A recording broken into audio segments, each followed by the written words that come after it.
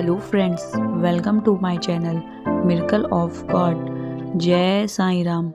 आज मैं बात करूंगी साईं बाबा के प्रसाद डालने के बारे में।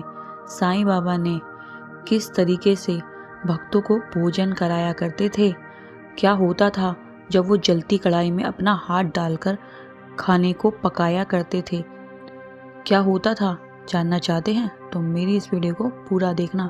चैनल को सब्सक्राइब करना ना भूलिएगा।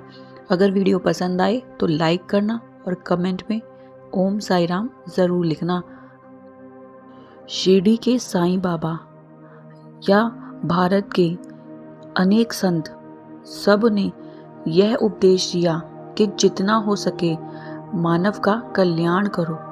आपके पास जितनी क्षमता है उसको दूसरों की सेवा में लगाओ। ऐसे ही थे गुरु नानक जी, आपने लंगर की सेवा शुरू करी और कई भक्तों को, जनों को लंगर करवाया। उसी तरीके से ऐसे ही हमारे शिरडी के साईं बाबा, वह एक महान संत थे जिन्होंने केवल भिक्षा लेकर, भिक्षा से जो भी वह लेते थे, भिक्षा से वह जो भी लेते थे भक्तों से, उसका कुछ भाग वह जरूरतमंद लोगों को दिया करते थे। जो भोजन करने में असमर्थ थे, जो भोजन नहीं प्राप्त कर पाते थे, उनको साईं बाबा अपने झोले में से निकाल कर दिया करते थे। और इंसानों और मनुष्य को ही नहीं, साईं बाबा पशु पक्षी जो भी उनको दिख जाता था या जानवर, कुत्ता, बिल्ली, गाय, बाबा अपनी झोली में से निकाल कर उसको भी दिया करते थे। बाबा का मानना है, बाबा कहते हैं कि जितना हो सके मानव सेवा करो, जीवों का उद्धार करो। हर जीव के अंदर जान होती है, उसको भी भूख लगती है, तो आप जितना हो सके दान करो, अन्न दान करो।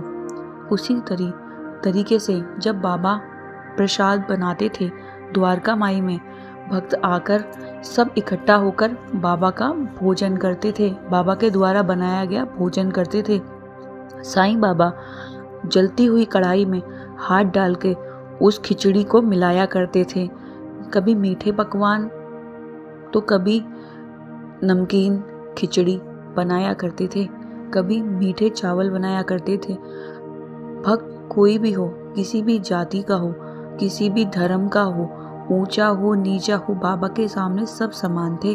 बाबा बस ये कहते थे, इंसान वही है जो दूसरों की सेवा करे, किसी की भूख और प्यास मिटाए, वही इंसान है। जितना हो सके दान करो। साईं बाबा जब जलते हुए पतीले में हाथ डाल देते थे, उनके हाथ को आंच तक नहीं आती थी। ये चमत्कार देखकर दूर दूर से भक्त दौड़े चले आते थे और साईं बाबा के दर्शन कर, प्रसाद ग्रहण कर तृप्त हो जाते थे। साईं थे महान, पर साईं बाबा के जाने के बाद, उनकी समाधि लेने के बाद, बाबा के भक्त आज भी उनका भोजन प्रसाद ग्रहण कर सकते हैं।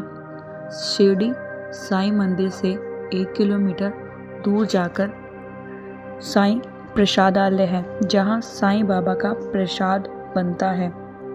यह सेवा साईं शिरडी ट्रस्ट की तरफ से है। साईं बाबा का यह एक विशाल रसोई घर है जो पूरी दुनिया में सबसे बड़ा है। पूरी तरह से सौर ऊर्जा के माध्यम से कार्य करता है।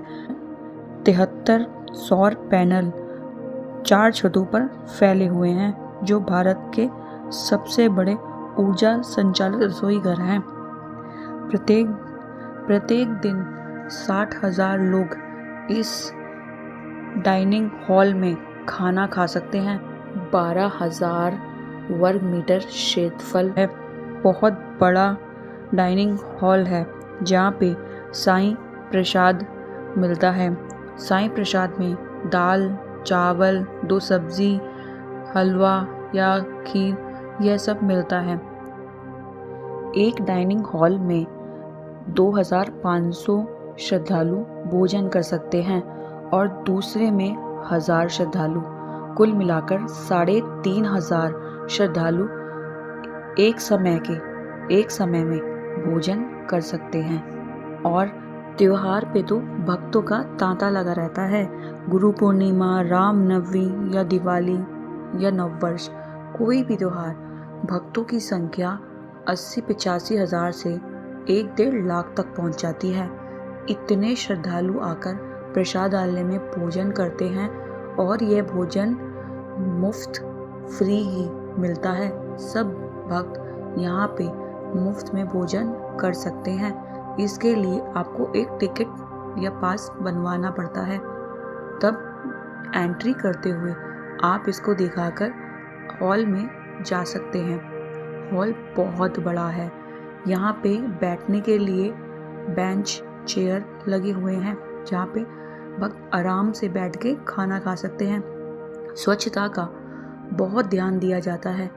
यहाँ पे 120 कर्मचारी आपकी सेवा में लगे हैं। 73 सोलर पैनल की वजह से 30% गैस प्रतिदिन बचत होती है। बहुत ध्यान दिया जाता है। यहाँ पे 120 कर्मचारी आपकी सेवा में लगे हैं। साईं बाबा ने यह दिखा दिया कि उनके भक्त कुछ भी कर सकते हैं। आज उनके भक्त यह सेवा करके इतना पुण्य कमा रहे हैं। हम सभी को जितना हो सके दान पुण्य करना चाहिए। कहा जाता है अन्नदान सबसे बड़ा दान होता है। इसको देकर आप अपने सभी तरीके के दोष से मुक्त हो सकते हो और एक अलग ही शक्ति और खुशी मिलती है। आपके घर के बाहर कोई भी जीव जंतु है, कुत्ता, बिल्ली, गाय, आप उसको एक रोटी ज़रूर दें। देखिएगा आपको कितनी खुशी मिलेगी और आपके जीवन में क्या बदलाव। अब हम बात करते हैं शाही प्रसादालय हम कैसे जा सकते हैं। शिरडी साईं मंदिर से महज 1 किलोमीटर दूर जाकर यह प्रसादालय है। यहाँ आप पैदल भी जा सकते हैं या 10 रुपये मात्र रिक्शा लेकर भी जाया जा सकता है। आपको मेरी वीडियो कैसी लगी कमेंट में जय साईं राम ज़रूर लिखना और हाँ, चैनल को सब्सक्राइब करना ना भूलिएगा। Thank you for watching.